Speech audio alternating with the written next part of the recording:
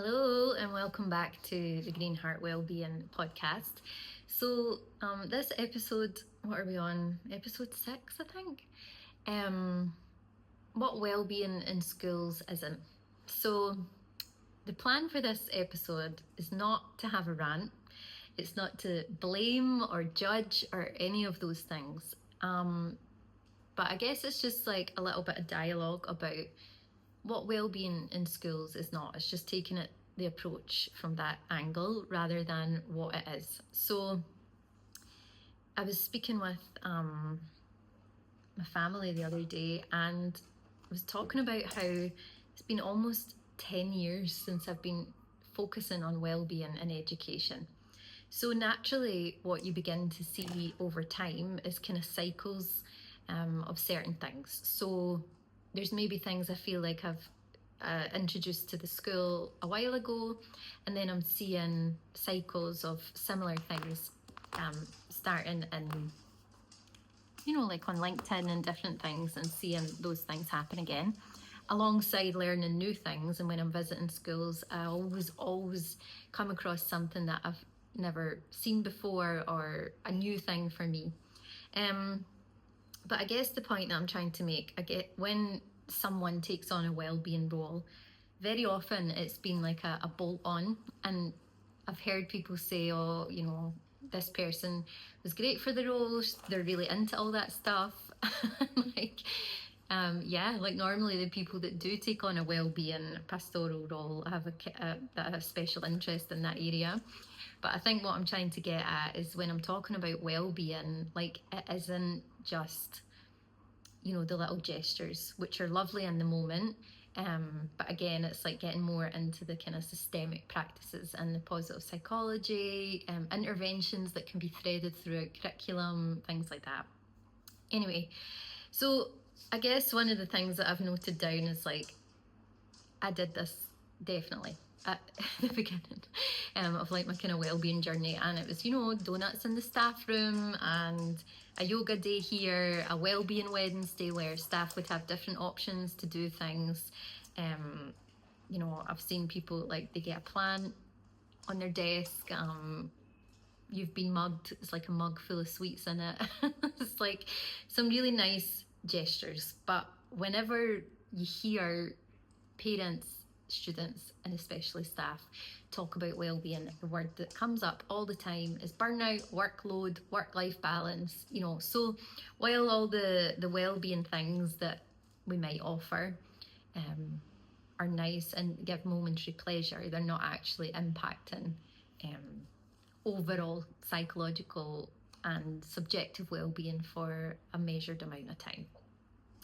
So again, I want to be so clear in the episode, I'm not about bashing schools or bashing anybody that's done those things. I myself have led the yoga sessions, like when I came back from India, and I've offered that stuff in schools, so I've done it. But I guess part of my journey, which was the masters and then learning about positive education and kind of going more into that world, I learned more about the systemic changes that can take place. Okay, so the first point, again, is just kind of what I've mentioned, is maybe surface level well-being. Of course, well-being is something that I'm going to try and not say well-being 8 million times in this episode. So let me think of like other ways to explain what I'm trying to say. But I guess the surface level element of it, a one-off workshop, a 1-hour CPD at the beginning of the year, a tick box kind of, we've spoke about wellbeing and staff wellbeing and this when we did that workshop. Again, all these things are meant in good faith, but how much impact are they actually having? That's an important thing to look at. And I seen a post on LinkedIn earlier this week, and it was from someone who has got a huge network here in the Middle East, and they were saying after 4 weeks into term, teachers are already kind of feeling exhausted, and kids, even some of the kids that I've been speaking with over the last couple of weeks, when they come into the club, tired, so they're already there. So there's something to be said that feels good in the moment for a recognition or a shout out or a little gift or something. But what we're really thinking about when it comes to well-being within an educational organisation is like a shift in culture. So for me, that was always, especially during like COVID times, is where it was really highlighted as like maybe a digital well-being policy, something culturally that really actually changes to support well-being. There's a risk around it all that when I was talking about maybe the one-off CPD or something like that, it's like it is a tick box, but then overall there's maybe still a feeling of overwhelm or burnout.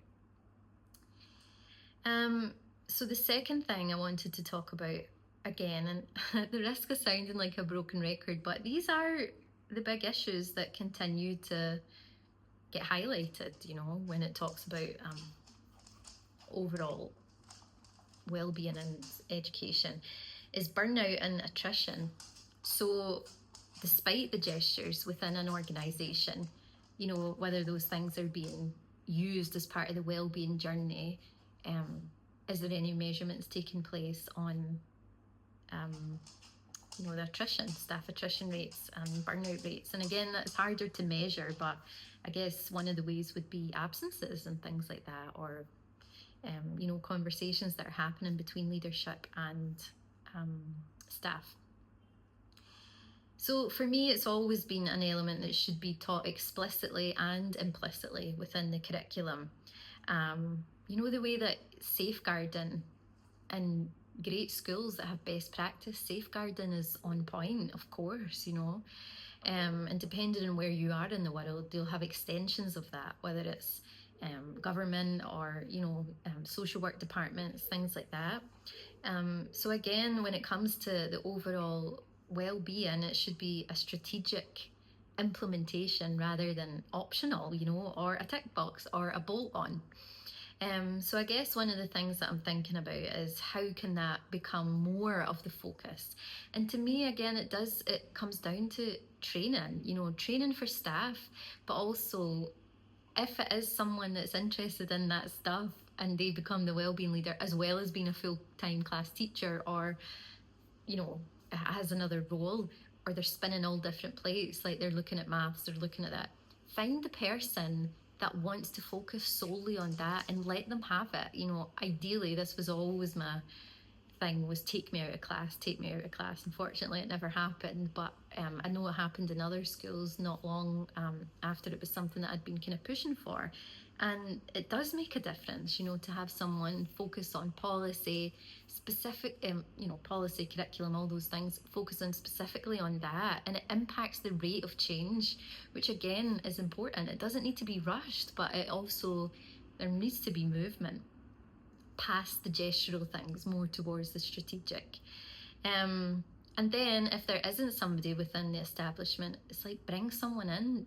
And I'm not just saying that like bias, like bring me, like I'll come and support and whatever, but this is my bread and butter, this is what I'm focusing my whole business on. And it's just that, because there are people out there who are doing the academic companies, who are doing the STEM companies, who are doing the woodwork companies, whatever it is, but my jam is well-being, so it's like there are consultants out there, not just me. If you don't like me, there's other people who can come in and do this work and support the school. And it doesn't always need to be from the inside out. It doesn't always need to be within the school. It's all right to bring other people in, because again, to me, that just shows that you're willing, or your school is willing to invest in that. So yeah, I guess one of the things there for the next point is what does it really look like? And I've kind of touched on some of that there. I've noted down here, it's strategic, not sporadic. It must be planned into policies, leadership decisions and systems. And also a lot of it must come from leadership, the decision makers. Quite often teachers don't feel like they've got the autonomy to make decisions about things and really implement real change and make a difference, because they're constrained within their job description and what they're bound to do. And then again, not having the freedom to make decisions because of things need to be consistent across the board. So again, where does that come from? Leadership. So yeah, I think that's definitely most leaders that I speak with in schools, of course, like the well-being of the staff and the students and everything is all really high on their priorities, but then there's so many other high priorities as well that kind of can take over, so it becomes an overload. Another important one that I've written down again, and this is something that I experienced as well, is like twofold. So I've written down like teacher voice. So having a staff voice to co-create initiatives and not just have them imposed. There's nothing worse, and I remember this as a teacher, and if you're working in education or any industry like an office or whatever, somebody comes in and is like, okay, we're all doing this now, so you just have to learn it and this is what we're going to do. And it's like, okay, like one more thing. So when I had written the wellbeing curriculum, it is purely autonomous, like there's no lesson plans or anything, because the people working in the classes and in the schools, you know what you're bound by, you know what curriculum you're teaching and things, so there are ways to mix the objectives in. Oh, my ring lights went off, but I hope this is still bright enough. So yeah, you're able to fold them in successfully. Like, you're the professional, you know the children best, so you know how to bring the objectives in. So yeah, staff voice in the sense of not have things imposed, but be a co-creator in it.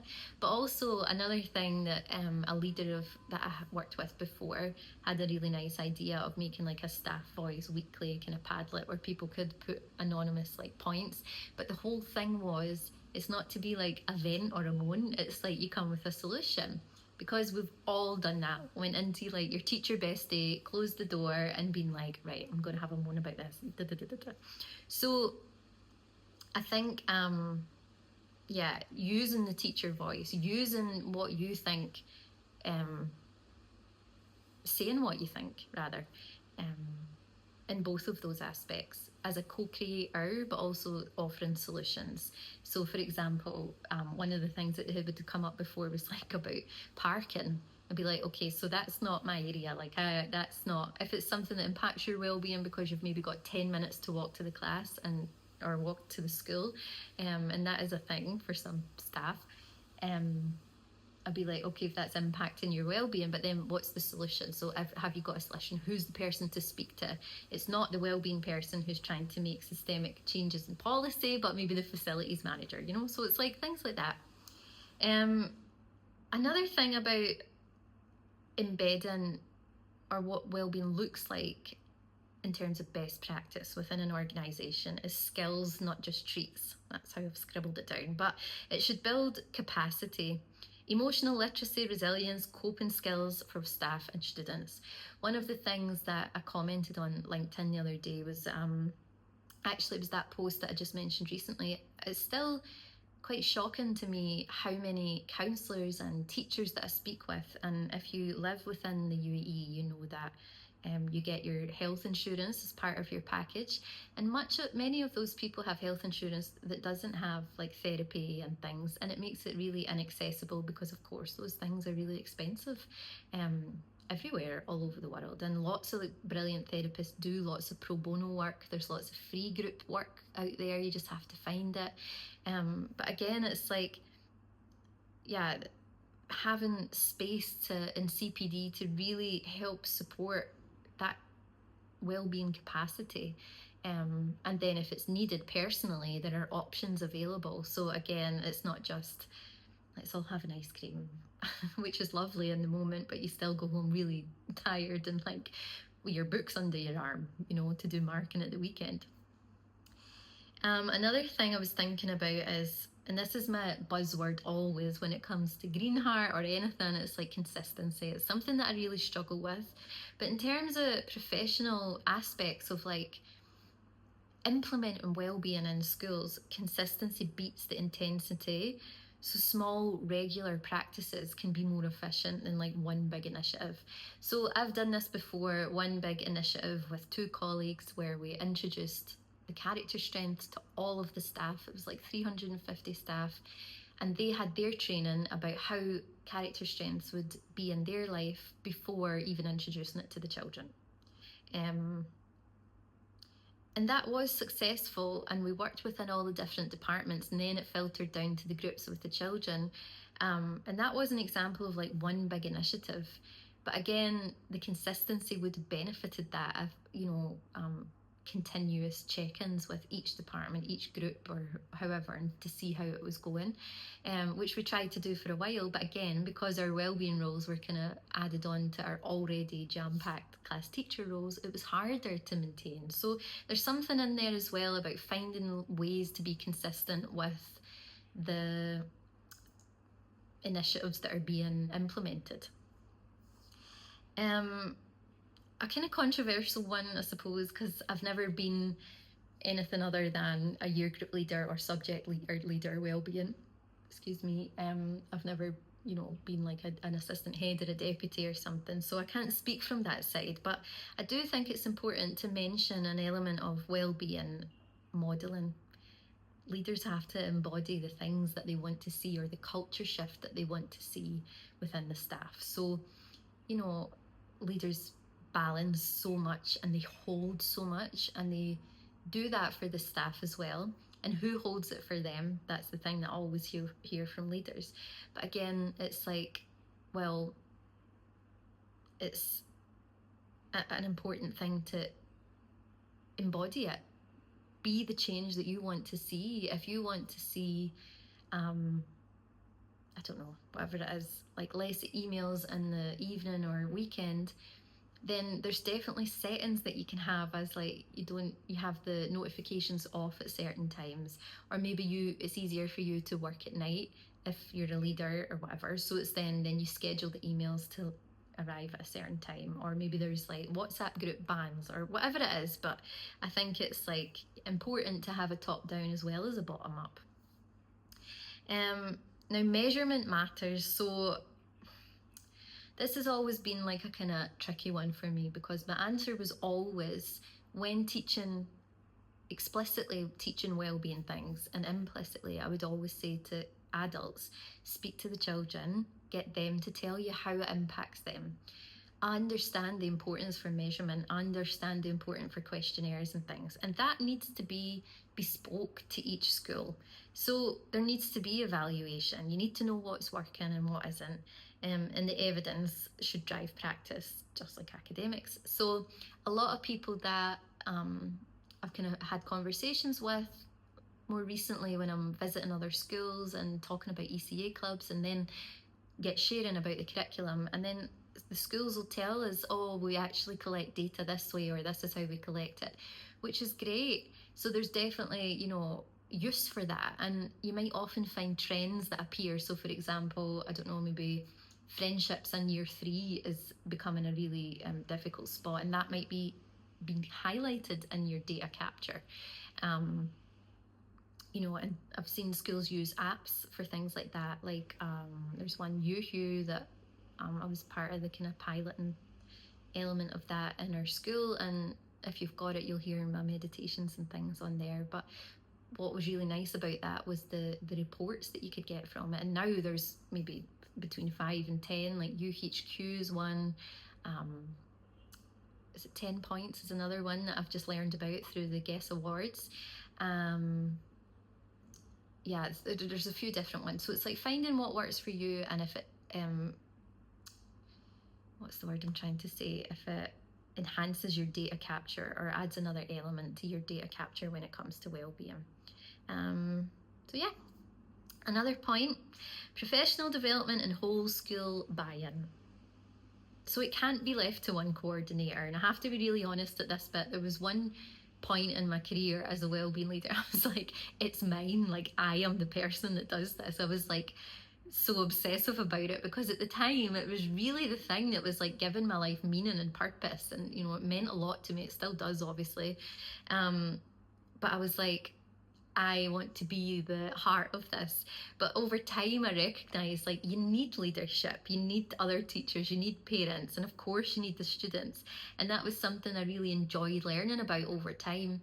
It doesn't mean to say that the groups of people that you work with then take over or know better. Your input is still at the core if it's something that you're well read on, or passionate about, or you've done courses on, or whatever.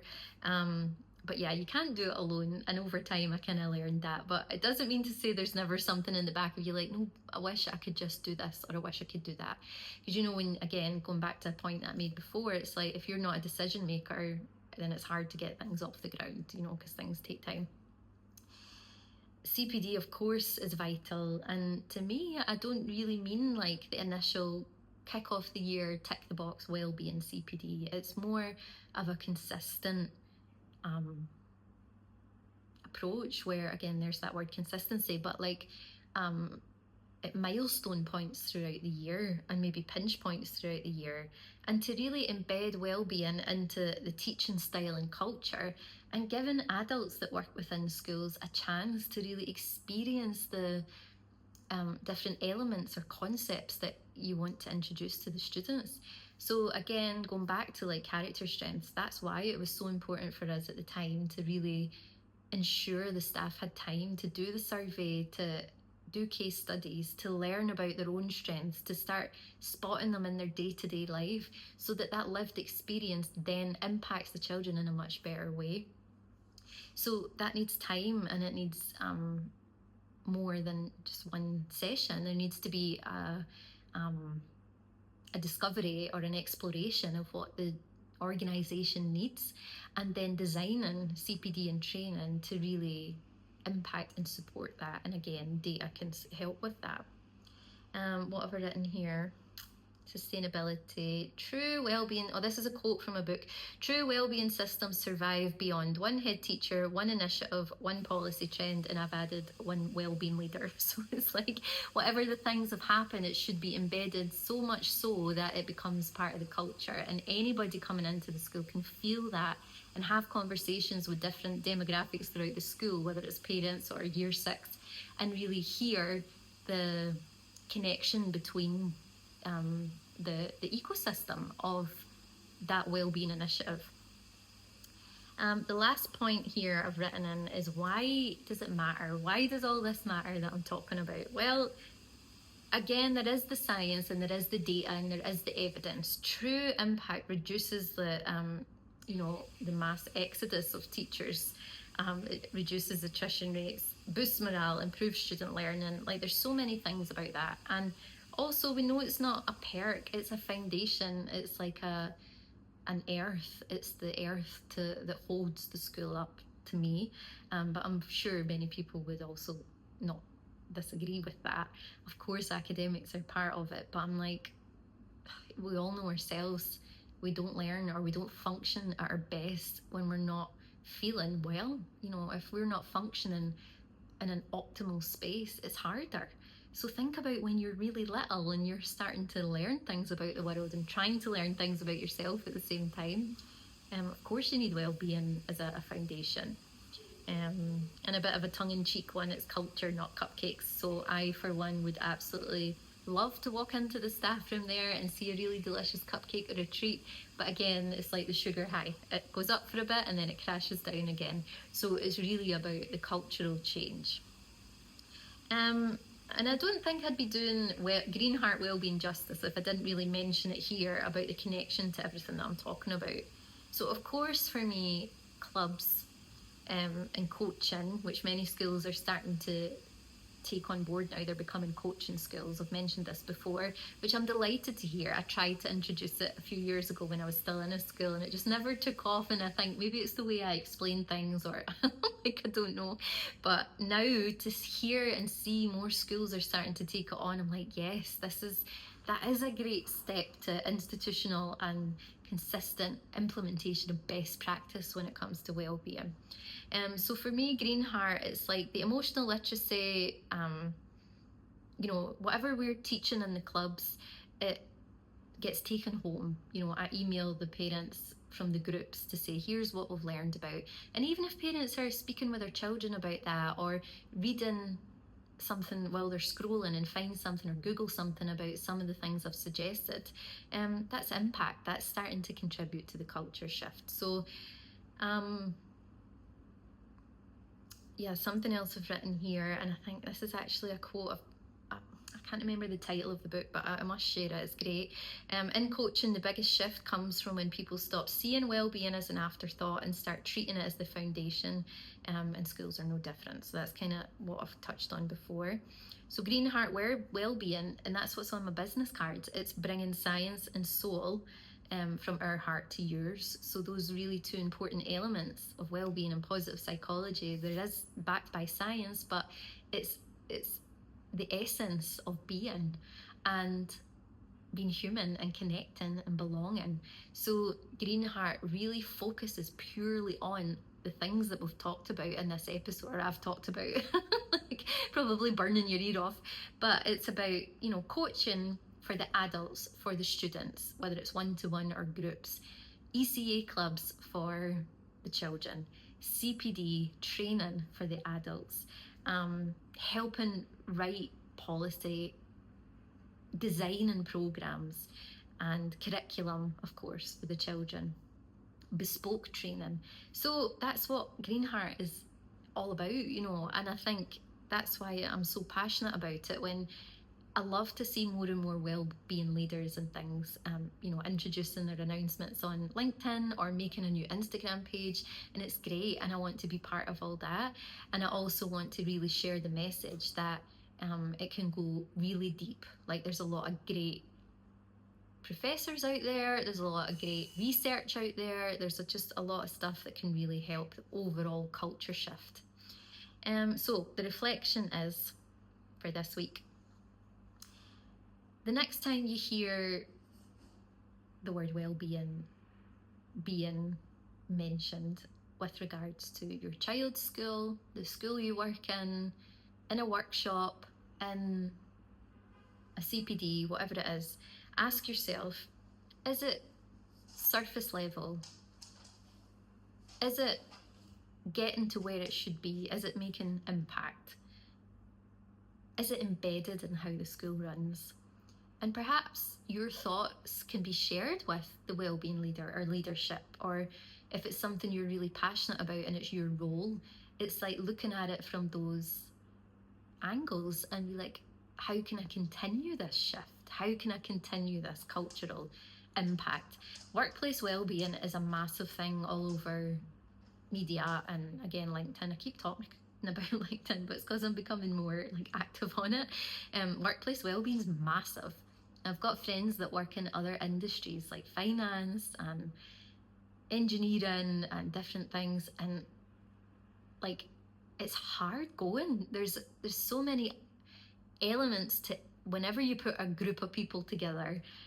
You know, there's politics, there's relationships, there's professionalism, there's all sorts of things that need to be navigated. So I just guess, what would the ideal be? What would real well-being look like in your place?